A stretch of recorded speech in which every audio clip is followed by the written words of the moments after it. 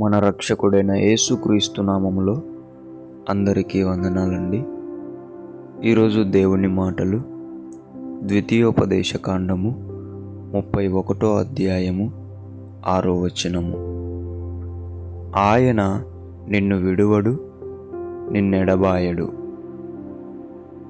ప్రియమైన దేవుని బిడ్డలారా, మనం ఈ మాట తల్లిదండ్రుల నుండి వింటాము, స్నేహితుల నుండి వింటాము, బంధువుల నుండి వింటాము.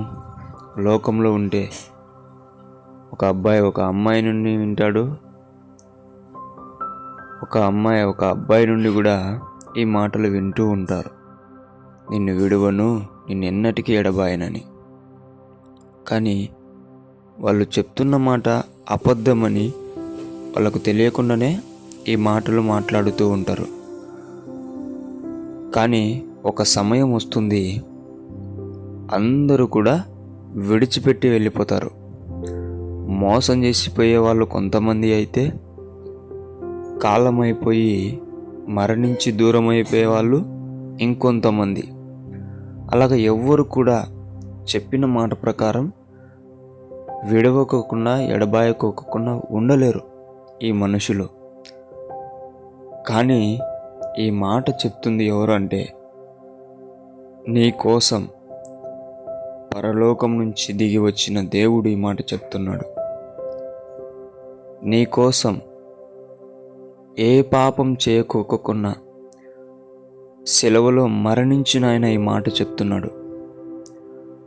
నీ కోసం రక్తం కార్చిన దేవుడు ఈ మాట నీ కోసం చెప్తున్నాడు. ప్రియ దేవుని బిడ్డ, ఎన్నటికీ కష్టంలో తోడుంటాడు, సంతోషంలో కూడా తోడుంటాడు, బ్రతికున్నప్పుడు తోడుంటాడు, నీవు చనిపోయిన తర్వాత కూడా తోడుంటాడు.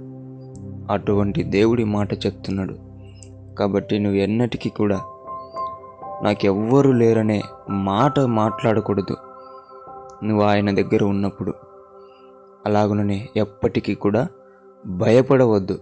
నీకెప్పుడు ఆయన తోడుంటాడు, ఆయన సహాయం నీకు ఎప్పుడు వస్తుంది. కొద్దిగా ఆలస్యం అవ్వచ్చు, కానీ ఆయన నిన్ను విడవకుండా ఎడబాయకోకుండా పట్టుకునే ఉంటే దేవుడు మాత్రమే అని నీవు తెలుసుకొని జీవించాలని, ధైర్యంగా బ్రతకాలని దేవుని పేట మనవి చేసుకుంటున్నాను. దేవుడి మాటలను దీవించునుగాక. ప్రార్థించుకుందాం. యేసయ్యా, మీకు వందనాలు నాయనా. ఎవరైతే నీ బిడ్డలు బాధపడుతూ ఉంటున్నారో, భయపడుతూ ఉంటున్నారో, ఒంటరిగా ఉంటున్నారో అయ్యా, వారితో నువ్వు మాట్లాడినందుకై నీకు వందనాలు నాయనా. బిడ్డలను ధైర్యపరచండి ప్రభువా.